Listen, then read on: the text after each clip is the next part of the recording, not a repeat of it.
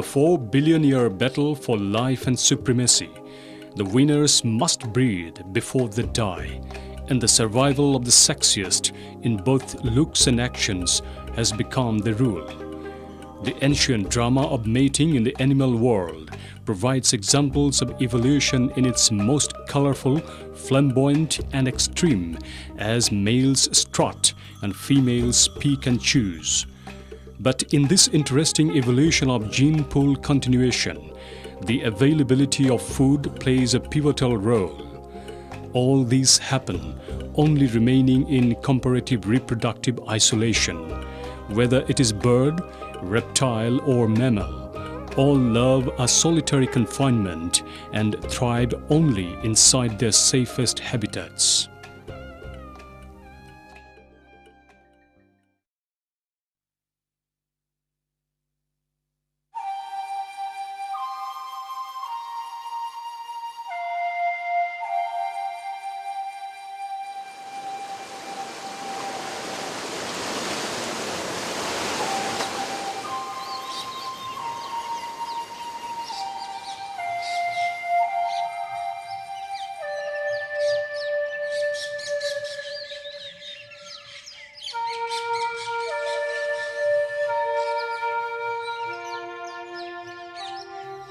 In the backdrop of tall grassland of a flood-prone habitat, this bull rhino is chasing another to scare him away from his chosen female members. He never allows others to trespass into his reproductive domain. In the animal world, all species are driven by internal forces and basic instincts to procreate. And before this, they must find a partner. The entire process of selection of partners by most mammals and avian species is nothing but an interesting dating game in their living splendor.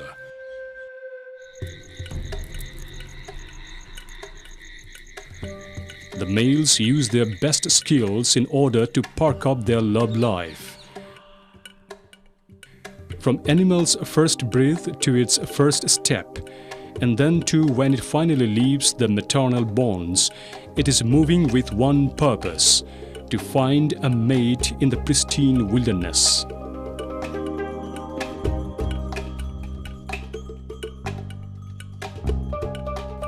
The driving force is motivated by lust, passion, or simply a desire for a soul mate.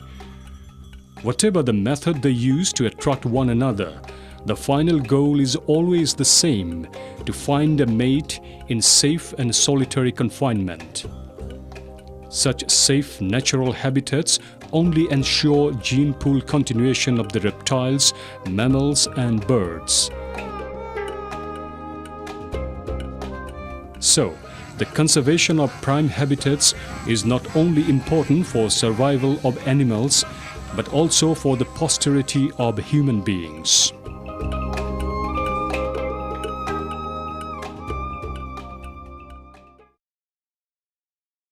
What is the status of the prime habitats of animals in the Northeast, and how the protected areas of the same region are being managed? If you have any concern towards conservation of the ecosystem, try to follow our film crew, which is visiting certain globally important ecoregion of the Northeast.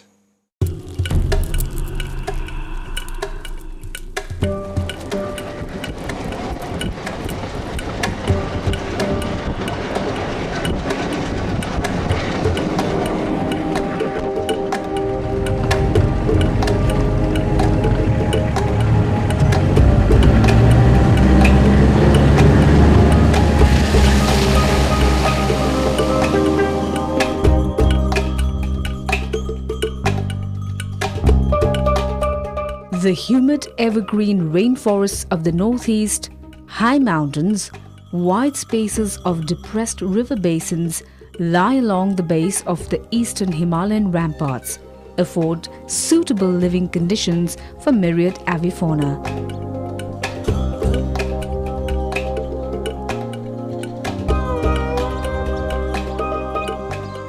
Home to many critically endangered species, the Northeast boasts of nurturing certain ecoregions of global importance. Endowed with luxuriant forests, the entire northeastern part of the country was once a safe home to innumerable species of mammals and birds, including the most endangered ones.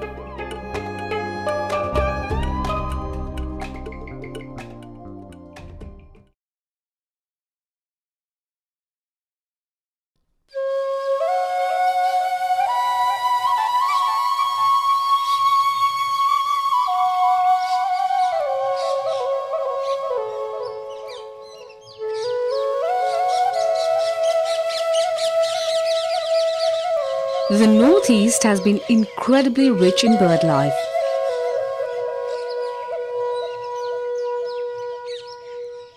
Soaring from a marshy land by adjutant storks, spectacular gliding of hornbills, and flapping by large flocks of birds in trees near fishing hubs are very common sights everywhere in the region.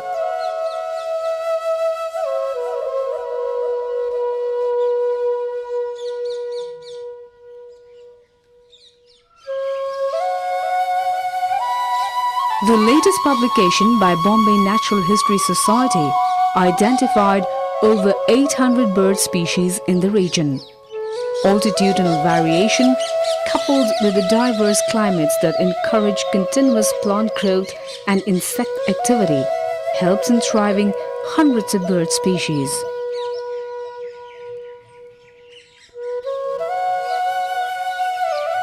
Large areas of the Northeast provide more abundant food to more birds for a longer period than in more temperate zones.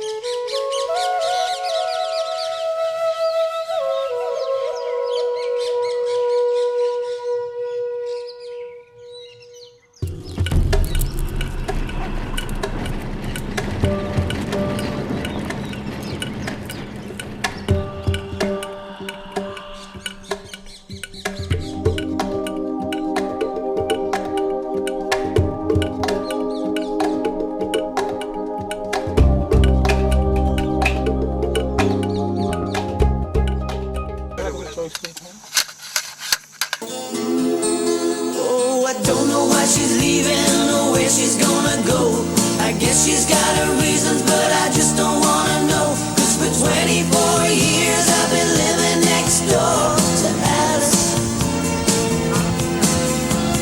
24 years just waiting for a chance to tell her how I feel or maybe get a second glance. Gotta get used to not living next door.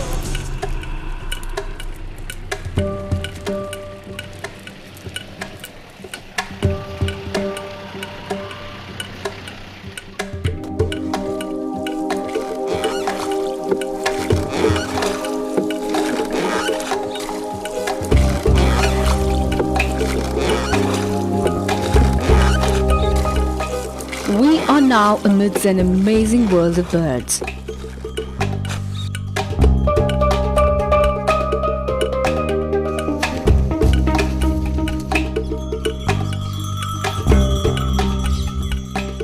This is Nameri National Park in Assam's Sonitpur district, bordering the biogeographically rich Himalayan state of Arunachal Pradesh. It is a suitable home for both resident and local migratory birds to thrive. Over 370 bird species have been identified so far in this unique sanctuary, blessed with immense biodiversity.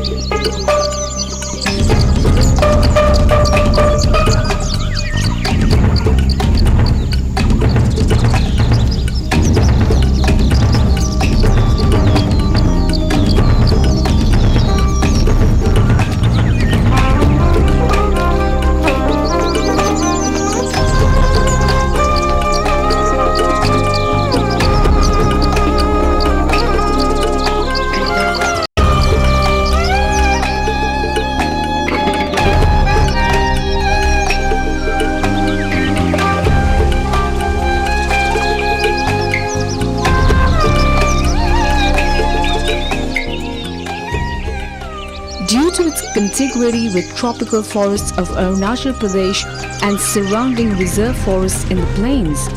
The entire North Bank landscape provides wide distribution range for the avifauna.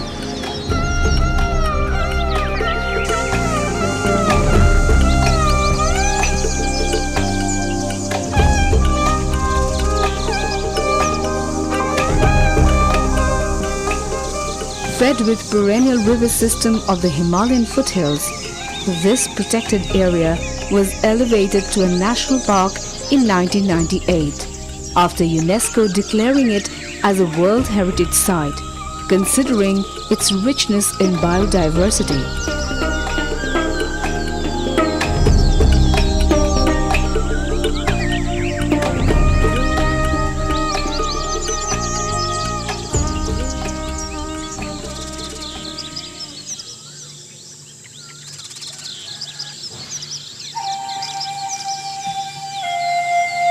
Besides 4 species of hornbill, Nameri is a suitable habitat for the globally threatened white-winged wood duck. The shy bird lives in undisturbed tropical forest and forested wetlands, and unlike other ducks, it nests on trees.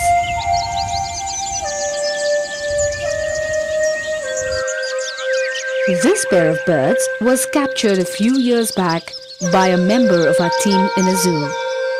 A few zoos in the region carried out captive breeding of white-winged wood ducks, but creation of necessary and sufficient conditions for successful breeding was a daunting task.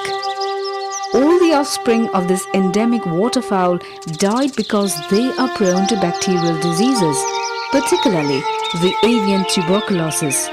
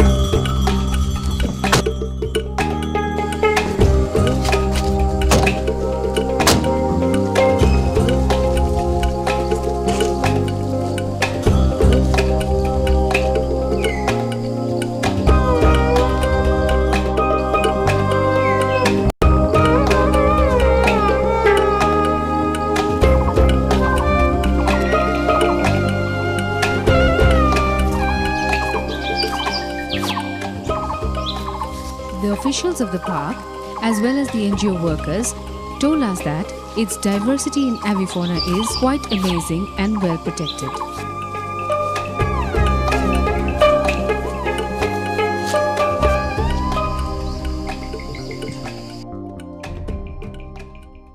Nameri is famous for bird watchers, and in European countries all the bird watchers has a list to visit the places, and Nameri is one of the listed bird watching place has been established.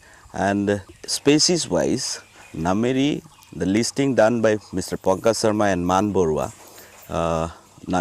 birds of Nameri, they have found 373 species, and these birds are both migratory and resident.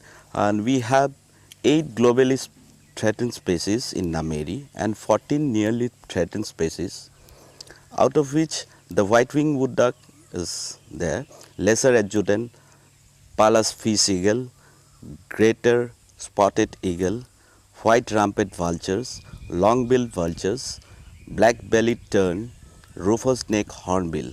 These are the 8 globally threatened species which are present in Nameri. All the birds in Nameri is safe enough, because being a area where most of the communities belong to a particular ethnic group, and you see there are 3-4 ethnic groups who are here from long back. These are missing groups. The missing tribe is here, Garo tribe is here, the Boros are here. You see, tribals have a tendency to go to the forest for hunting. They have a traditional trend in this. But I am very happy and I want to let you know that these people, they have never been any incidents of killing of birds.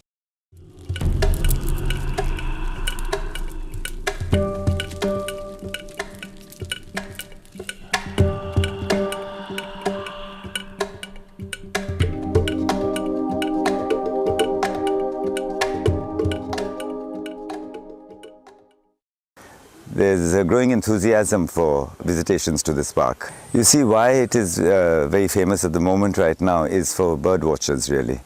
There's a very large spectrum of birds over here, including migratory. And also for families, not everybody is interested in wildlife. It's a nice walk through a forest.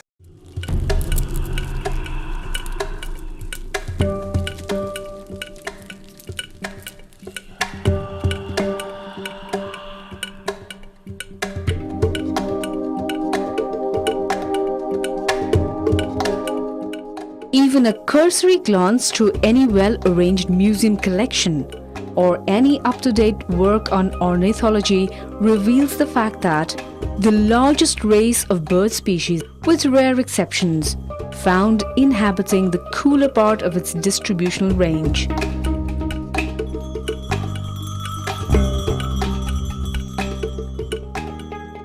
Prolonged monsoon and winter period facilitate thriving myriad bird species in hills and valleys of the region. But the breeding season in India as a whole is perhaps nowhere as clear-cut as in the temperate and Arctic zones. However, the period favored by different species actually varies depending upon the geographical position and local climatic conditions. Broadly speaking, the majority of our residing birds have more or less well-marked seasons in which they lay their eggs and rear their young.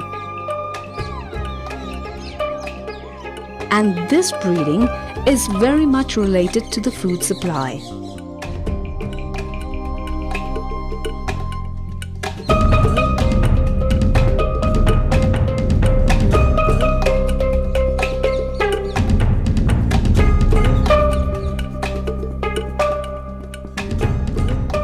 Have a closer look at this egret. He often takes up position in paddy fields or on the bank of water bodies, practicing what villagers call Bagla Bhakti or supreme hypocrisy, sitting like a holy man lost in meditation, but in fact he is just waiting to stab something in the back with his strong beak. The type of bills or beaks has direct bearing on birds' feeding habit.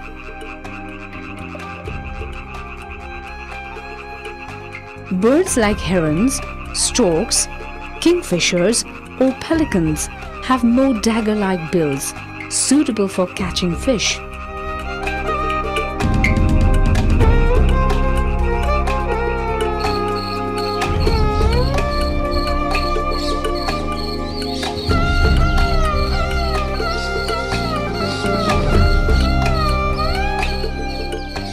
Birds of prey have developed deeper, shorter and down-curved bills for tearing and piercing fleshes. But for them, the most important piece of hunting equipment is their feet. They rely on their talons to kill.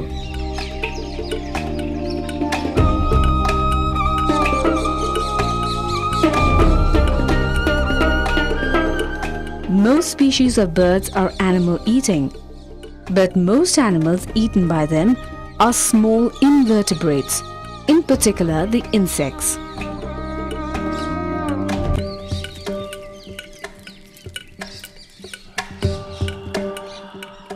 A much large number of bird species feeds on fruits and seeds of plants and trees.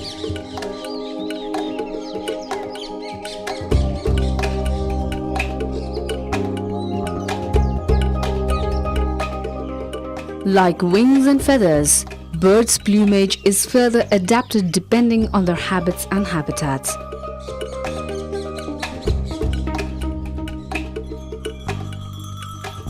The feathers of cormorants and other water birds get drenched to allow them to swim underwater.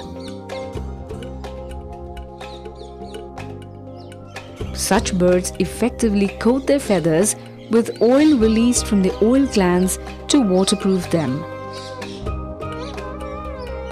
The plumage and the body shape are adapted for specialized flights.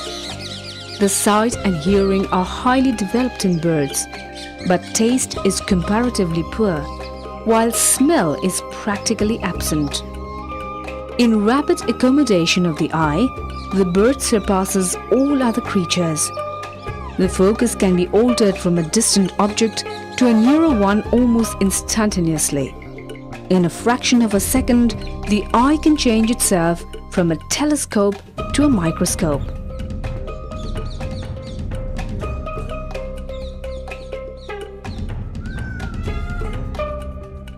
Large areas of the northeast provide more abundant food to more birds for a longer period than in more temperate zones. This means the period of breeding can be longer. During the breeding season, males of many species produce long and complicated sounds like bird song. But songs must be differentiated from the calls that birds of both sexes make throughout the year, which are much simpler and used under a variety of circumstances. If a song is important in finding a mate, so are courtship displays.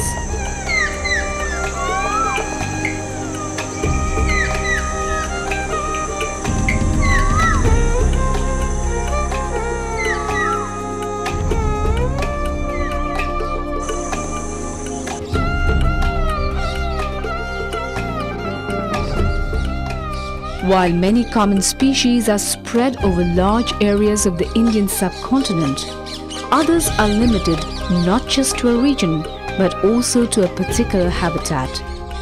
Some birds of the conifer forests of the hill will be found only there, while grassland birds may be restricted to that habitat. Forest birds are more difficult to spot, especially when they are concealed in the tree canopy. However, they can often be seen in clearings, flying from tree to tree, or on the edge of forests where the sun can penetrate and there is a great deal of insect activity. During the breeding season, some birds indulge in spectacular rituals like making gifts of food to one another. The courtship culminates in mating.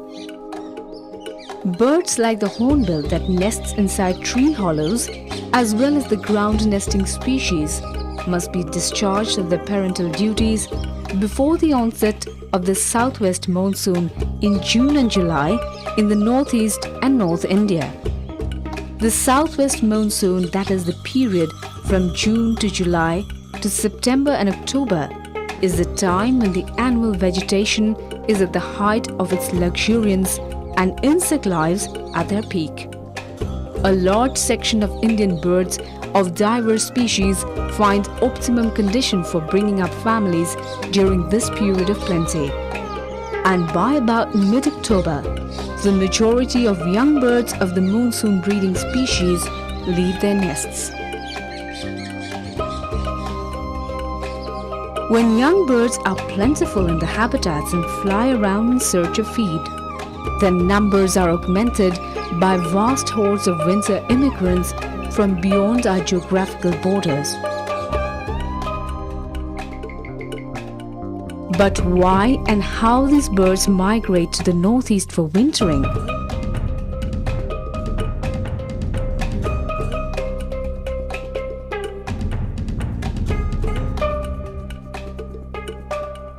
Let's listen to an expert on periodical migration.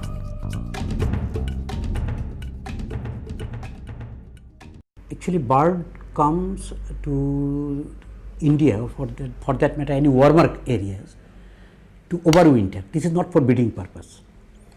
When the population of one particular species changes in the residential areas, it has got an impact on the population of the migratory birds also. So, it is not that the migratory bird population is depending upon only the habitat of this area. It is dependent upon the residential complex of the area. Mainly migratory birds come from Central Asia and vast Siberian area, Eastern Siberia, Central Siberia, Western Siberia and Eastern China. But we have got two migratory routes which are touching North India and Northeastern region. One is the Himalayan, main Central Asian Himalayan flyway, which covers Northeastern region as well as other parts of India. Another one in East Asian Australian flyway, which the animal goes up to the eastern side and goes up to Australia. Fortunately, that is also covers northeastern parts of India. And in both these highways, which is called flyways for the birds, when they come for overwintering, but during overwintering they must get enough of food. So they will select that type of area which food is available and security is available. In our area is depending upon the types of habitat. Though the ducks which comes, they are also vegetarian, but they go for the wetlands, but they also take grasses. Hence what happens, we get a large number of species which are of great importance in the global context, which are endangered and critically endangered species. Around 35 major species are coming to this area.